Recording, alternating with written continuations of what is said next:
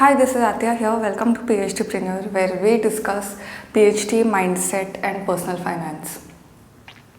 Today I am going to discuss a topic which is very dear to my heart, and I'm sure it is going to benefit everyone. It has benefited me. That is why I thought of making a video about this, which is something which is such an integral part of my life as of now.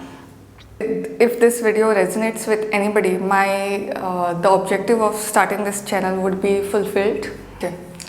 Now the topic that I am going to discuss today is about Vipassna, and before you make any kind of conclusion, please let me explain the whole thing and then you can quit if you wish to. But let me get this idea of Vipassna across.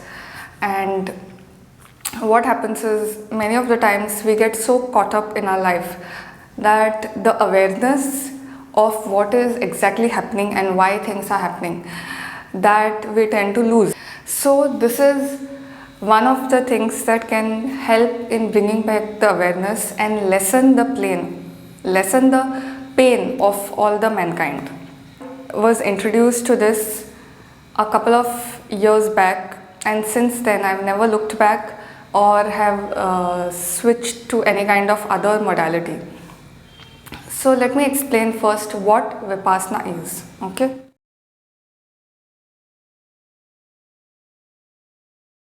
So Vipassna in literal words means self-observation. Okay. It means to see things as they are. So it is a process of purification of mind through self-observation. Okay.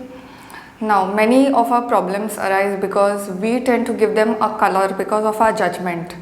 But if it is possible to observe the world through a non-judgmental lens, then maybe things can improve and pave the way to further reduce the suffering.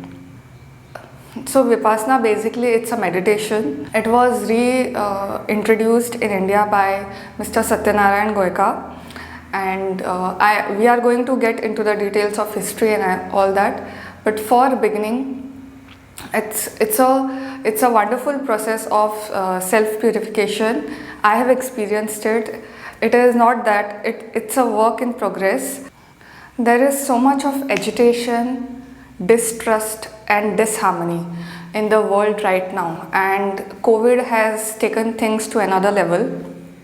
Basically this has nothing to do with any kind of religion. If anybody does this meditation, then it is not that they are depriving themselves of their sectorial path or whatever beliefs they are. I suggest you try this.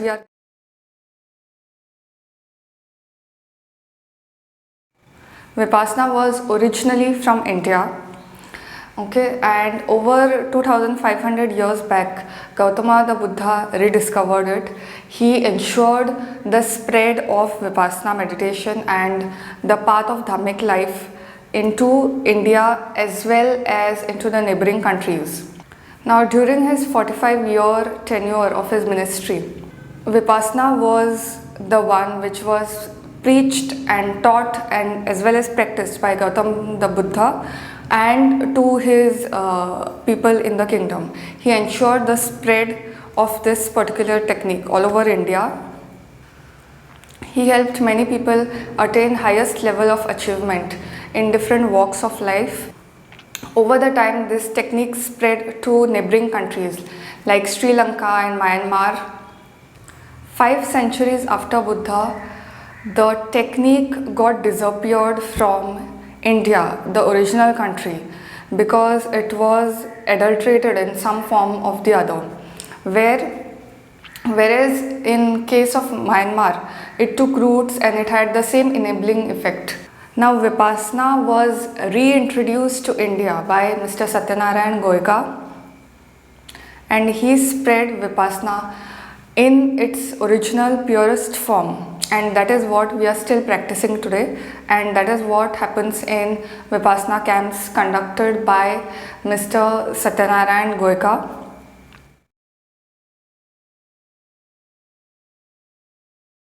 This technique is basically non-sectarian. It does not interfere with any religious belief that you have.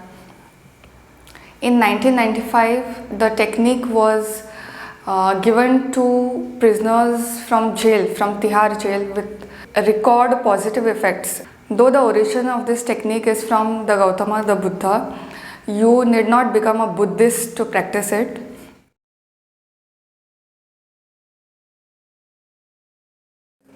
How to book a course, okay?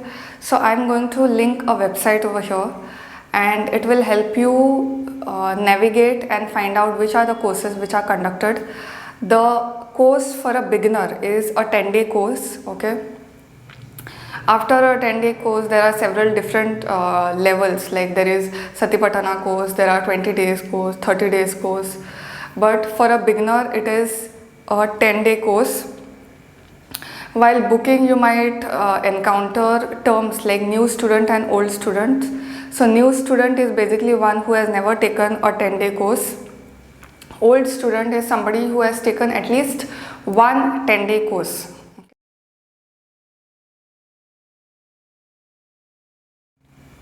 The course basically takes place for 10 days. Every day there is around 10 to 12 hours of meditation.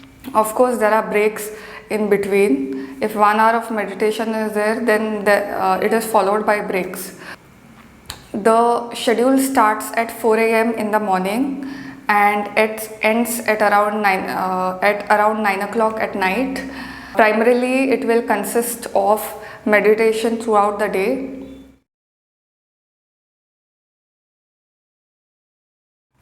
The 10-day course proceeds in 3 phases basically. First one is Anapana, where for the first 3 days you are supposed to increase your focus, because to practice Vipassna, which is taught on the 4th day, you need to have proper focus so that the technique you are able to imbibe. Then on the 4th day, Vipassana is taught, which proceeds up till the 10th day morning, okay? And then afterwards Metta.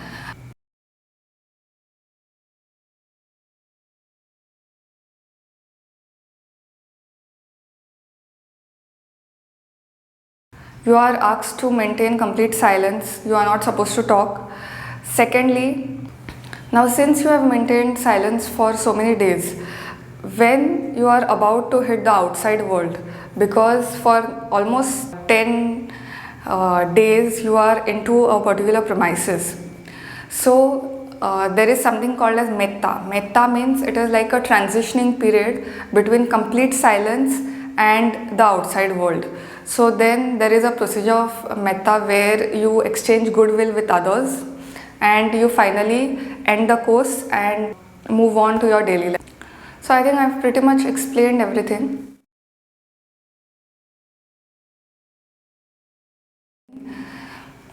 What was my experience? Now that is more exciting. So for the, I took this course around 3 years back, and first 3 days were very tough because meditating for 10 hours, even if there are breaks, it is challenging initially.